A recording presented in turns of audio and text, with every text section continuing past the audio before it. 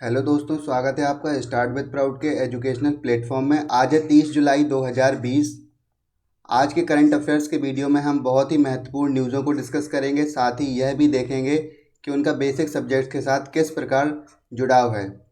अगर आपको इस चैनल के द्वारा किए जा रहे प्रयास पसंद आ रहे हों तो आप चैनल को लाइक, शेयर एंड सब्सक्राइब कीजिए ताकि हमें भी आगे वीडियो बनाने के लिए मोटिवेशन मिलता रहे। तो आइए आज के महत्वपूर्ण टॉपिक को देख लेते हैं। यह पूरा वीडियो हिंदी में होगा, ऐसा नहीं है कि आपको इंग्लिश में प्रोवाइड कराया जाए और हिंदी में बोला जाए। इसमें हिंदी में ही आपको मटेरियल मिलेगा और हिंदी में ही आपको समझाया भी जाएगा। तो आइए आज की महत्वपूर्ण न्यूज़ डिस्कस कर लेते हैं। आज हम BIS केयर के बारे में जानेंगे, साथ ही भारतीय मानक ब्यूरो इसके साथ कैसे जुड़ा हुआ है इसको देखेंगे। अनिवार्य वस्तुएं संशोधन अध्यादेश 2020 के बारे में पूरी जानकारी लेंगे। विश्व में खाद्य सुरक्षा एवं पोषण स्थिति यानी कि SOFI 2020 अभी निकाला गया, इसके बारे में पूरी जानकारी लेंगे। ब्लू पॉपी क्या है यह देखेंगे और सबसे महत्वपूर्ण आज का अट्रैक्शन जो रहेगा वो नई शिक्षा नीति के बारे में डिस्कस करेंगे। साथ ही यह भी जानेंगे कि शिक्षा मंत्रालय का नाम क्यों बदला गया। उन्नत भारत अभियान के बारे में जानेंगे और राफेल की पहली खेप हमें मिली, राफेल के बारे में भी जानेंगे। दिवालियापन व्यवस्था में हाल ही में प्री पैक को लागू किया गया, यह क्या है इसको देखेंगे। वन धन सामाजिक दूरी जागरूकता अभियान किस मंत्रालय के द्वारा चलाया गया और क्यों चलाया गया यह देखेंगे। साथ ही इसका ट्राइफेड के साथ जुड़ाव भी देखेंगे कि यह ट्राइफेड क्या है और जनजातियों के लिए यह किस प्रकार काम करती है। आइए पहली न्यूज़ को डिस्कस कर लेते हैं। पहली न्यूज़ संबंधित है BIS केयर से। अभी हाल ही में केंद्रीय उपभोक्ता मंत्री ने भारतीय मानक ब्यूरो के मोबाइल ऐप BIS केयर का शुभारंभ किया। उन्होंने EBIS के मानकीकरण, अनुरूपता और मूल्यांकन पर प्रशिक्षण पर 3 पोर्टल भी जारी किए, जैसा कि आप यहां पर देख सकते हो। Bureau of Indian standards, the national standards body of India. इसके मुख्य बिंदु क्या हैं? इसके मुख्य बिंदु यह हैं कि इसे किसी भी एंड्रॉयड फ़ोन से शुरू किया जा सकता है। उपभोक्ता ISI हॉलमार्क्स की जांच इस पोर्टल में कर सकते हैं ताकि उन्हें वस्तुओं के साथ कोई छेड़छाड़ी ऑनलाइन शिकायत भी दर्ज करवा सकते हैं इसमें। और यह ऐप दोनों भाषाओं में यानी कि हिंदी और इंग्लिश में भी संचालित होगा। आइए इससे जुड़े भारतीय मानक ब्यूरो को देख लेते हैं, यानी कि BIS, bureau of Indian standards. यह कब बना और कैसे बना यह हम देखेंगे। BIS एक्ट 1986 के तहत 1987 में बना और यह एक वैधानिक संस्था है। अगर आपसे पूछा जाए कि BIS कैसी संस्था है तो आप बताएंगे कि यह एक वैधानिक संस्था है। इसने भारतीय मानक संस्थान यानी कि ISI, इंडियन स्टैंडर्ड्स इंस्टीट्यूट को प्रतिस्थापित किया, जो कि सोसाइटी पंजीकरण अधिनियम 1960 के तहत स्थापित था। किसके अंतर्गत काम करता है ये भी एक बहुत महत्वपूर्ण क्वेश्चन बन जाता है। यह उपभोक्ता मामले, खाद्य एवं सार्वजनिक वितरण मंत्रालय के अंडर काम करता है। इसका हेडक्वार्टर कहाँ है? इसका हेडक्वार्टर न्यू दिल्ली में है। इसके उद्देश्य क्या हैं? वस्तुओं की गुणवत्ता का प्रमाणन करना और सामानों का मानकीकरण करना और पंजीकरण कराना, यानी कि वस्तु की शुद्धता को निर्धारण करना और कस्टमर को एक अच्छी सेवा प्रोवाइड कराने के लिए ये मानक स्टैंडर्ड स्थापित करती है।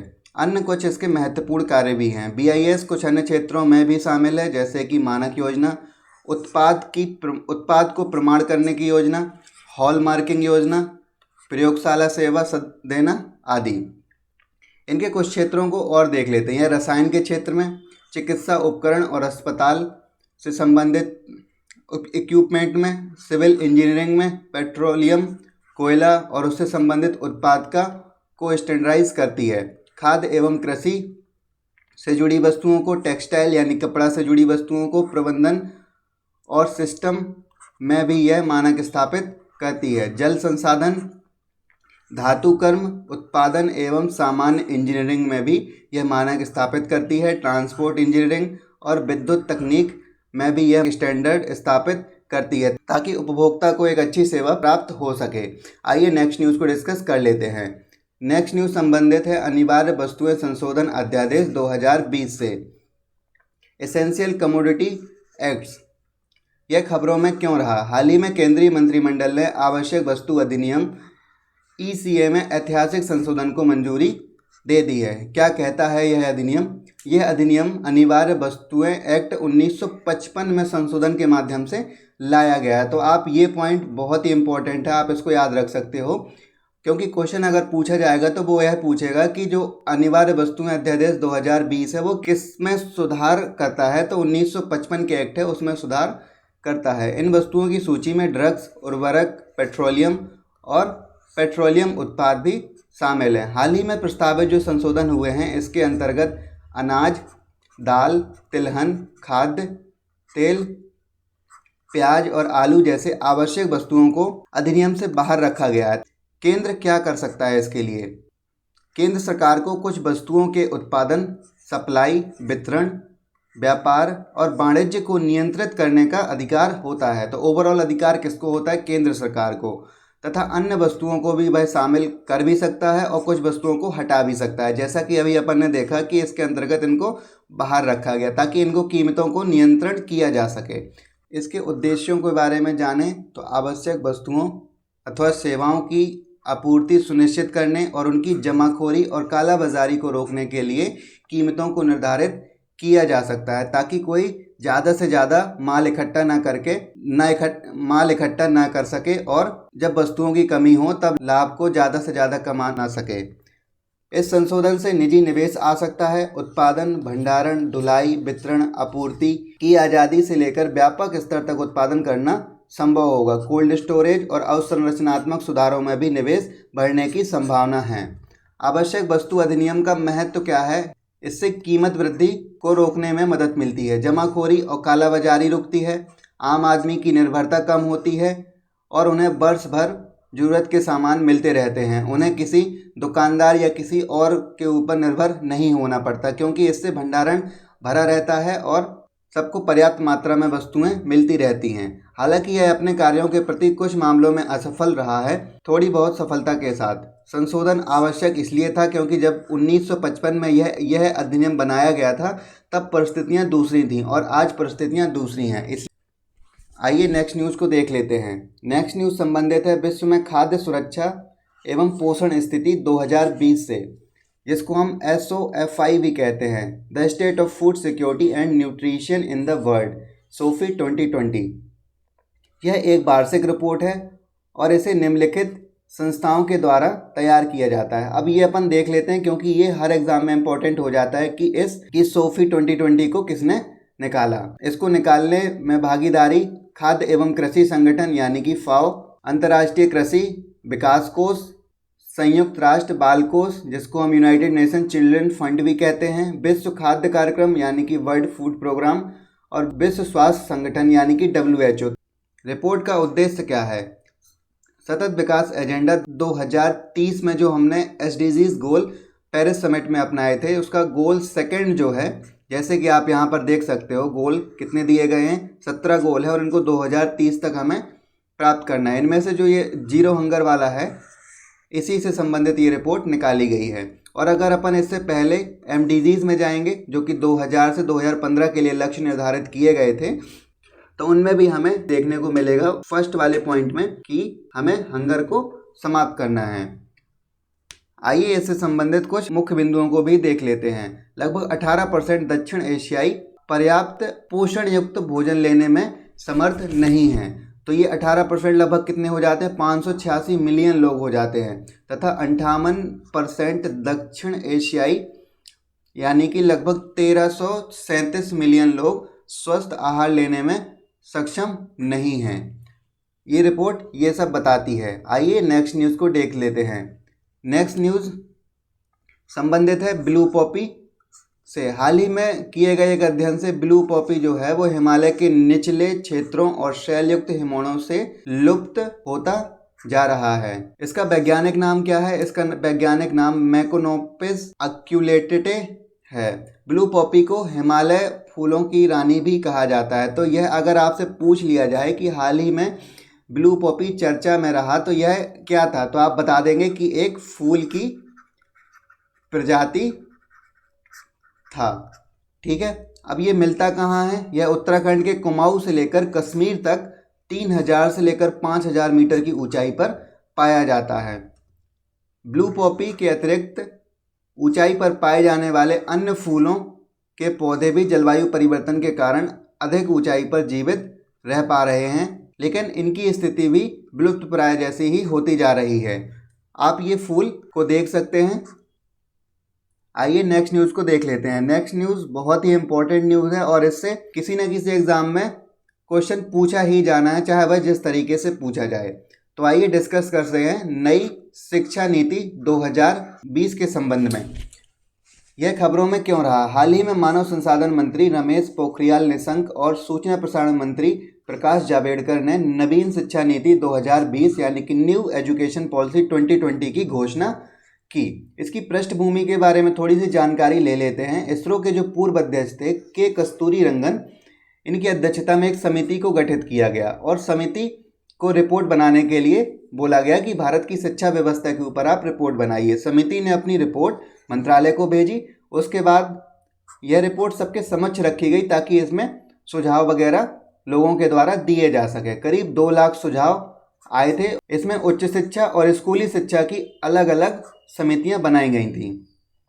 अब इसमें सबसे बड़ा चेंजेस तो एक ये आया है कि जो मानव संसाधन मंत्रालय का नाम था उसे बदलकर अब क्या रख दिया गया, शिक्षा मंत्रालय। जैसे कि आप यहाँ देख सकते हो, ministry of human resource development has been renamed as ministry of education, government of India. तो अब मानव संसाधन मंत्रालय का नाम बदलकर शिक्षा मंत्रालय रख दिया गया है। अब ऐसा नहीं है कि शिक्षा मंत्रालय इसका नया नाम है। अगर हम इसके इतिहास में देखेंगे तो शुरू से ही इसका नाम शिक्षा मंत्रालय ही था, लेकिन 1985 में इसका नाम बदल दिया गया था। उसके बाद 1986 में जो नीति बनी थी शिक्षा को लेकर, उसमें इसका नया नाम मानव संसाधन मंत्रालय ही आया था। फिर 1992 में इसमें संशोधन भी किया गया। तो हम शिक्षा नीति को देख सकते हैं कि 1985 में से एक शिक्षा नीति बनी और 1992 में संशोधन, और उसके बाद करीब 33-34 साल के बाद एक नई शिक्षा नीति निकलकर सामने आई, जिसे हम न्यू एजुकेशन पॉलिसी 2020 के नाम से जान सकते हैं। आइए इसके मुख्य बिंदुओं को देख लेते हैं। इसके कुछ प्रमुख बिंदु इस प्रकार हैं कि 5वीं तक पढ़ाई के लिए होम लैंग्वेज ही, मतलब स्थानीय भाषा को ही प्रेफरेंस दी जाएगी, जिसको हम मातृभाषा या स्थानीय भाषा शिक्षा का माध्यम होगा। 6ठी कक्षा के बाद ही वोकेशनल एजुकेशन की शुरुआत होगी। बोर्ड एग्जाम रटने पर नहीं बल्कि ज्ञान के इस्तेमाल पर आधारित होंगे। नई शिक्षा नीति में एमफिल कोर्सेज को ख़त्म कर दिया गया है।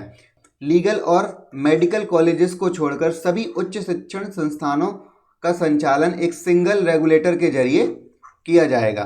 विश्वविद्यालयों और उच्च शिक्षण संस्थानों में प्रवेश के लिए अब एक संयुक्त परीक्षा प्रचलित करवाई जाएगी। सभी सरकारी और निजी उच्च शिक्षण संस्थानों के लिए एक तरह के मानदंड स्थापित किए जाएंगे। अब ऐसा नहीं है कि सरकारी वाले अपना अलग बना सकते हैं मानदंड और निजी वाले अलग। अब सबके लिए एक ही मानदंड स्थापित होंगे। देश की वर्तमान नीति को 1986 में तैयार किया गया था और 1992 में इसमें संशोधन किया गया था, जैसा कि हमने पिछली स्लाइड में देखा। आइए इसके कुछ और महत्वपूर्ण बिंदुओं को हम डिस्कस कर लेते हैं। अब सबसे पहले हम स्कूलिंग की बात करते हैं कि स्कूलिंग में क्या चेंजेस आए हैं। 10+2 की जगह अब स्कूल की शिक्षा को 4 भागों में बांट दिया गया, यानी कि 5 ईयर्स, 3 ईयर्स, 3 ईयर्स और 4 ईयर्स। पहले 5 वर्ष फाउंडेशन या नींव माना जाएगा बच्चे की, और उसमें किताबों के बोझ को कम करने पर बल दिया जाएगा। अगले 3 वर्ष में विज्ञान, गणित और कला तथा मानवता यानी ह्यूमैनिटीज़ जैसे विषयों से परिचित करवाया जाएगा बच्चे को। अगले 3 वर्षों में तय पाठ्यक्रम के अनुसार ही पढ़ाया जाएगा। उसके बाद 9वीं से 12वीं तक उसे स्ट्रीम यानी कि साइंस, मैथ या आर्ट नहीं होगी। अब मल्टी सब्जेक्ट्स एजुकेशनल व्यवस्था होगी। मतलब कि जैसे अभी हम चेंज कर लेते थे कि भाई हम साइंस स्ट्रीम से हैं, मैथ स्ट्रीम से हैं, अब ऐसा नहीं होगा। मल्टी सब्जेक्ट एजुकेशन व्यवस्था इसमें रखी गई है। अंग्रेजी में पढ़ने की ज़्यादा अनिवार्यता पर जोर नहीं होगा, क्योंकि स्थानीय भाषा को बढ़ाने पर जोर रहेगा। कंप्यूटर कोर्स सिखाने में मदद मिलेगी, जैसे कि चीन में सॉफ्टवेयर जैसे कुछ महत्वपूर्ण कोर्स सिखाए गए, जिसके माध्यम से चीन ने एक विकास का मार्ग अपनाया। 9वीं से 12वीं तक अब 2 परीक्षाएं होंगी, यानी कि सेमेस्टर वाइज परीक्षाएं हो सकती हैं और दोनों के मार्क्स जोड़कर ही रिजल्ट निकलेगा। तो अब एक परीक्षा नहीं होगी जैसे कि पहले हुआ करती थी। आइए इससे संबंधित कुछ और पॉइंट भी डिस्कस कर लेते हैं। 2 से 6 साल तक के बच्चों को खेल के माध्यम से सिखाने पर इसमें जोर दिया जाएगा। 1 से 3 साल के बच्चों के लिए नेशनल मिशन शुरू होगा, इसमें यह होगा कि अगर कोई बच्चा किसी चीज़ में इंटरेस्टेड है तो वो उस काम को सीख सकता है पर्टिकुलर व्यक्ति के पास जाकर। 6वीं क्लास तक प्रोजेक्ट बेस्ड पढ़ाई होगी जैसे कि अपन ने देखा। और एक पॉइंट जो यहाँ से जुड़ेगा कि जो सेमेस्टर वाइज रिजल्ट आएगा वो उसमें केवल नंबर ही नहीं होंगे बल्कि जो स्कूल है वो भी बच्चे का मूल्यांकन कर सकेगा। और अब उसमें एक ऑप्शन भी होगा कि वह खुद भी मूल्यांकन करेगा और उसके दोस्तों के द्वारा भी उसका मूल्यांकन करवाया जाएगा। और शिक्षा को ज़्यादा से ज़्यादा रोजगार परक बनाने की कोशिश की गई है ताकि अगर बच्चा स्कूलिंग या अपनी एजुकेशन के दौरान ही कोई ऐसा व्यवसाय सीख लेता है कि अगर बाद में उसको नौकरी नहीं भी मिलती है तो वह अपना यह रोजगार करके अपनी लाइफ को ईजिली जी सकता है। अब उच्च शिक्षा में भी हम बात कर लेते हैं। उच्च शिक्षा में मल्टीपल एग्जिट कोर्स होगा। जैसे किसी बच्चे ने बीच में ही पढ़ाई छोड़ दी तो उसका वह साल बर्बाद नहीं होगा, नया कोर्स वह ले सकता है और जितने साल बच्चा पढ़ेगा उसका उसको क्रेडिट दे दिया जाएगा कि हाँ उसने इतनी पढ़ाई करी है। उस मन चाहे कोर्स भी वह ले सकता है। और सबसे बड़ा चेंज तो आप यहीं देख सकते हैं कि नाम ही चेंज हो गया है। अब मानव संसाधन मंत्रालय का नाम बदलकर शिक्षा मंत्रालय रख दिया गया है। अगर 1 साल पढ़ाई करी तो उसको सर्टिफिकेट दे दिया जाएगा, 2 साल पूरे कर लिए तो उसको डिप्लोमा दिया जाएगा और अगर 3 साल पूरे किए तो उसको बैचलर डिग्री दी जाएगी। और अगर उसने 4 साल पूरे कर लिए तो रिसर्च के साथ उसको डिग्री मिलेगी कि हाँ इसने पर्टिकुलर फील्ड में रिसर्च करी हुई है। तो इन सब परिवर्तनों के साथ नवीन शिक्षा नीति 2020 को लाया गया है। तो आइए नेक्स्ट न्यूज़ को देख लेते हैं। नेक्स्ट न्यूज़ संबंधित है उन्नत भारत अभियान से। यह खबरों में क्यों रहा? हाल ही में ट्राइफेड तथा IIT दिल्ली के द्वारा उन्नत भारत अभियान हेतु एक समझौते पर हस्ताक्षर किए गए। उन्नत भारत अभियान किसकी पहल है यह हम देख लेते हैं। मानव संसाधन विकास मंत्रालय यानी कि ministry of human resource development, जिसका अब नाम बदलकर क्या कर दिया गया है अभी हाल ही में, शिक्षा मंत्रालय, उसका एक प्रमुख कार्यक्रम है। इसका उद्देश्य क्या है? अगर आपसे पूछा जाए किसी भी एग्जाम में कि उन्नत भारत अभियान का उद्देश्य क्या है तो इसका उद्देश्य यह है कि उच्च शिक्षा संस्थानों के साथ कम से कम 5 गांवों के समूहों को जोड़ना है। मतलब अगर कोई उच्च शिक्षण संस्थान है और उसके आसपास जो भी गांव हैं तो उनमें से वो कोई 5 गांवों को उसमें जोड़ सकता है। ऐसा क्यों किया जाएगा? ताकि ये संस्थान अपने ज्ञान के आधार का उपयोग करके इन ग्राम समुदायों की आर्थिक और सामाजिक बेहतरी में योगदान दे सकें। अब उन्नत भारत अभियान 2.0 क्या है? उन्नत भारत अभियान का एक नया वर्जन है जो 2018 में शुरू किया गया था। इसमें देश के सभी शिक्षण संस्थानों के साथ गांवों को जोड़ने की पहल की गई थी। ठीक है, अब इसमें सभी उन्नत भारत 2.0 है जो उसमें सभी उच्च शिक्षण संस्थानों के साथ गांवों को जोड़ा गया है, लेकिन हाँ सभी के लिए कुछ शर्तें या मानदंड स्थापित किए गए हैं। आइए अब अपन ने उन्नत भारत अभियान के बारे में जाना तो इससे जुड़ी संस्था यानी कि ट्राइफेड के बारे में भी जान लेते हैं। इसका full form tribal cooperative marketing development federation of India. आप इसको याद रखना, हो सकता है किसी वनडे एग्जाम में इसको पूछ लिया जाए। इसकी स्थापना के बारे में डिस्कस करते हैं। भारतीय जनजातीय सहकारी विपणन विकास परिसंघ यानी कि ट्राइफेड की स्थापना 1987 में हुई थी। यह राष्ट्रीय स्तर का एक शीर्ष संगठन है। यह किसके मंत्रालय के अधीन है? तो यह जनजातीय कार्य मंत्रालय के प्रशासकीय नियंत्रण के अधीन कार्य करता है। तो आप याद रखिएगा ट्राइफेड की स्थापना 1987 में हुई थी और यह जनजातीय कार्य मंत्रालय के अधीन काम करता है। इसका हेडक्वार्टर की अगर हम बात करें तो यह दिल्ली में है और इसके 13 क्षेत्रीय कार्यालय भी हमें देखने को मिलते हैं। और यह जनजातियों से संबंधित उनके विकास, उनके रोजगार आदि क्षेत्रों में काम करता है। ट्राइफेड की एक योजना को हम देख लेते हैं। ट्राइफेड ने ही बंधन सामाजिक दूरी जागरूकता अभियान चलाया। यह किसके साथ मिलकर चलाया गया? यूनिसेफ के द्वारा और WHO के द्वारा, ताकि वैश्विक संकट के दौरान सोशल डिस्टेंसिंग के महत्व के संदर्भ में जागरूकता को फैलाया जा सके। और यह कार्यक्रम कैसा था? डिजिटल कार्यक्रम था। तो आप ये कार्यक्रम याद रखिएगा। अब इसी से जुड़ी एक संस्था को हम और देख लेते हैं क्योंकि कई बार ये महत्वपूर्ण हो जाती है और ट्राइफेड के साथ ही इसका एक ऑप्शन बना दिया जाता है जिसको हम एपीडा के नाम से जानते हैं, यानी कि agriculture and processed food product expert development authority. और यह किस मिनिस्ट्री के अंतर्गत आती है? यह ministry of commerce and industry के अंतर्गत आती है। तो आप याद रखना APEDA ministry of commerce and industry के अंदर आती है और ट्राइफेड किसके अंदर आती है? जनजातीय कार्य मंत्रालय के अंतर्गत। आइए नेक्स्ट न्यूज़ को देख लेते हैं।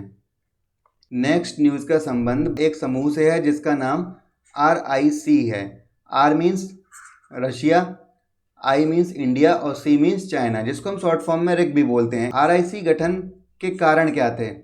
2000 के शुरुआती दशक में भारत, रूस और चीन, तीन देश एक ध्रुवीय वैश्विक व्यवस्था से निकलकर कहाँ पहुँचे? बहुध्रुवीय वैश्विक व्यवस्था में पहुँचे और इसी व्यवस्था में अपने आप को तैयार करने के लिए उन्होंने इस समूह को बनाया था। अगर हम इसके भूभाग और पॉपुलेशन को देख लिया जाए तो लगभग 19% भूभाग और 33% GDP के साथ तीनों देश क्या हैं? सबसे महत्वपूर्ण बात, तीनों देश परमाणु संपन्न हैं। आइए नेक्स्ट न्यूज़ को डिस्कस कर लेते हैं। नेक्स्ट न्यूज़ संबंधित है दिवालियापन व्यवस्था में प्री पैक से संबंधित। यह खबरों में क्यों है? हाल ही में कॉर्पोरेट मामलों के मंत्रालय यानी कि ministry of corporate affairs MCA ने दिवाला और दिवालियापन संहिता यानी कि insolvency and bankruptcy code IBC के अंतर्गत शीघ्र दिवालियापन समाधान प्रदान करने हेतु वर्तमान दिवालियापन व्यवस्था में प्री पैक कहे जाने वाले उपाय को सम्मिलित किए जाने के संदर्भ में एक कमेटी का गठन किया है। मतलब कॉर्पोरेट मामलों के मंत्रालय ने IBC के अंतर्गत एक ऐसी व्यवस्था की जिसको हम प्री पैक कहते हैं ताकि ऋण शोधन में तेजी को लाया जा सके। आइए प्री पैक क्या है इसको हम देख लेते हैं। इसे प्री पैकेज्ड दिवालियापन भी कहा जाता है तथा यह किसी संकटग्रस्त कंपनी के ऋण समाधान के लिए किया गया एक समझौता होता है। इसे संकटग्रस्त कंपनी के ऋण शोधन हेतु सार्वजनिक बोली प्रक्रिया की बजाय रक्षित लेन देन तथा निवेशकों के मध्य एक समझौता किया जाता है। मतलब इसमें ऐसा नहीं है कि इसमें बोली नहीं लगाई जाएगी, लेकिन जो रक्षित लेन देन होंगे और जो निवेशक होंगे उनके मध्य एक समझौता हो जाएगा और इस प्रक्रिया को 90 दिनों के भीतर पूरा करना होगा ताकि सभी हितधारक जो इसमें शामिल हो रहे हैं उनकी इस व्यवस्था पर विश्वास बन सके। ये छोटी सी न्यूज़ आप इंसॉल्वेंसी एंड बैंकरप्सी कोड 2016 को देख सकते हैं। इसके संबंध में अपन किसी दिन डिटेल से डिस्कस कर लेंगे, लेकिन अगर इसमें दो अथॉरिटीज़ की हम बात कर लेते हैं कि national company law tribunal NCLT, ये किसी कंपनी के मामलों को देखती है और अगर किसी व्यक्ति के मामलों को देखने हैं तो उसमें DRT यानी कि डेब्ट रिकवरी ट्रिब्यूनल को रखा गया है, जैसे कि यहाँ पे लिखा गया है। इंडिविजुअल और पार्टनरशिप फर्म को देखती है और ये कंपनीज़ को देखती है। कंपनीज़ के मामले मतलब कि ऋणों से संबंधित मामले। अब प्री पैक के लाभ क्या होने वाले हैं? सबसे बड़ा लाभ तो यही है कि जो पारंपरिक कॉरपोरेट दिवालियापन समाधान प्रक्रिया थी जिसको हम CIRP यानी कि कॉरपोरेट इंसॉल्वेंसी रेजुलेशन प्रोसेस कहते थे, उसकी तुलना में यह शीघ्रता से संपन्न होगी क्योंकि इसमें 90 दिन का टाइम पीरियड रखा गया है और इसमें खुली बोली लगाने की अनुमति दी जाती है। किसमें? CIRP में। और अब CIRP के स्थान पर एक महत्वपूर्ण वैकल्पिक ऋण शोधन तंत्र के रूप में यह काम करेगा। राष्ट्रीय कंपनी कानून न्यायाधिकरण यानी कि NCLT के बोझ को भी यह क्या करेगा? कम कर देगा। प्री पैक के मामले में अंतिम समझौता होने तक कंपनी पर उसके वर्तमान प्रबंधकों का नियंत्रण रहता है। यह व्यवस्था इसलिए आवश्यक है क्योंकि अभी तक की अगर बात करें तो CIRP प्रक्रिया के दौरान कंपनी का नियंत्रण वर्तमान प्रबंधकों से लेकर दिवालियापन पेशेवरों को सौंप दिया जाता था, जिससे कंपनी की ग्रोथ भी बीच में रुक जाती थी। अब जब तक फैसला नहीं आ जाता तब तक उसका प्रबंधन वर्तमान प्रबंधकों के पास ही रहेगा ताकि वो कंपनी सुचारू रूप से चलती रहे। इसमें कम समय लगेगा। इंसॉल्वेंसी बैंकरप्सी कोड के अंतर्गत संकटग्रस्त कंपनियों के ऋण शोधन में CIRP व्यवस्था के धीमी गति से कार्य करना क्रेडिटर्स के लिए एक परेशानी का कारण था। ये जो CIRP व्यवस्था थी इसमें काफ़ी धीमी गति से काम होता था, लेकिन अब प्री पैक के माध्यम से जल्दी काम हो जाएगा। आइए नेक्स्ट न्यूज़ को डिस्कस कर लेते हैं। नेक्स्ट न्यूज़ संबंधित है राफेल विमान से, जिसको आप न्यूज़ में हमेशा ही लगभग वर्ष भर ही देखते रहे होंगे कई अलग अलग कारणों से। लड़ाकू विमानों का पहला बैच जो है अभी हाल ही में कहाँ पहुँचा? अंबाला पहुंचा। तो अब शॉर्ट क्वेश्चन किसी एग्जाम में पूछ सकता है कि राफेल की जो पहली खेप थी वह किस शहर में आई? तो वह अंबाला में आई थी। अब देख लेते हैं कि यह किस देश से खरीदा गया। यह फ्रांस से खरीद की गई है इसकी। और इसमें देख लेते हैं कि इसमें क्या क्या फीचर्स हैं। यह जेट अधिकतम 2222 किलोमीटर प्रति घंटा की गति से यह 50,000 मीटर की ऊंचाई तक पहुंच सकता है। यह मध्य हवा में ही ईंधन भर सकता है। तो आप ये याद रखना कि यह बीच में ये रिफिलिंग हो सकती है, ठीक है। और राफेल जो है लगभग 9,500 किलोग्राम तक का वजन उठा सकता है। राफेल से जुड़ी तोप 1 मिनट में 2500 राउंड फायर एक साथ ही कर सकती है। और सबसे बड़ी और सबसे महत्वपूर्ण बात, यह परमाणु हथियार लंबी दूरी की हवा से हवा मार करने वाली मिसाइलों को और लेज़र गाइडेड बमों को भी लेकर जा सकता है। तो हम इसके एडवांस फीचर्स को देख सकते हैं, कितना एडवांस है ये। इन विमानों को घातक हथियारों, रडार, उन्नत इलेक्ट्रॉनिक युद्ध प्रणाली, यानी कि अगर डिजिटल वॉर भी हो जाता है तो हमें यहीं पर सारी की सारी चीज़ें मिल जाएंगी, ताकि यहीं से संचालन सुचारू रूप से किया जा सके। और आत्म सुरक्षा सूट से इसको लैस किया गया है। इन विमानों को माइका हथियार प्रणाली से भी लैस किया जाएगा। और इसमें कुछ भारत ने भी अपने विशिष्ट संवर्धन करने की मांग करी थी, तो फ्रांस ने उसको भी इसमें शामिल किया है। इसमें इजरायली हेलमेट माउंटेड डिस्प्ले लगाई गई है, रडार संवर्धन है इसमें, उच्च ऊंचाई वाले क्षेत्रों में या ठंडे क्षेत्रों में इसको शुरू करके रखा जा सकता है। निम्न बैंड जैमर भी इसमें लगाए गए हैं, ताकि इसको हैकिंग से सुरक्षा प्रदान की जा सके। अगर यह कहीं खो जाता है तो हम इनको अवरक्त किरणों के माध्यम से इस विमान को ढूंढ सकते हैं। उड़ान डेटा रिकॉर्डिंग भी इसमें शामिल है, कि हम इसको रिकॉर्डिंग भी कर सकते हैं कि कैसी कैसी कार्रवाइयाँ इसके द्वारा की जा रही हैं। तो आप ये लड़ाकू विमान की तस्वीर देख सकते हैं। ये थी हमारी आज की डिस्कशन। और अगर आपको वीडियो पसंद आ रहे हैं तो आप प्लीज़ चैनल को लाइक, शेयर एंड सब्सक्राइब कर सकते हैं, ताकि हमें भी आगे और अच्छा प्रयास करने के लिए मदद मिलती रहे। Thank you.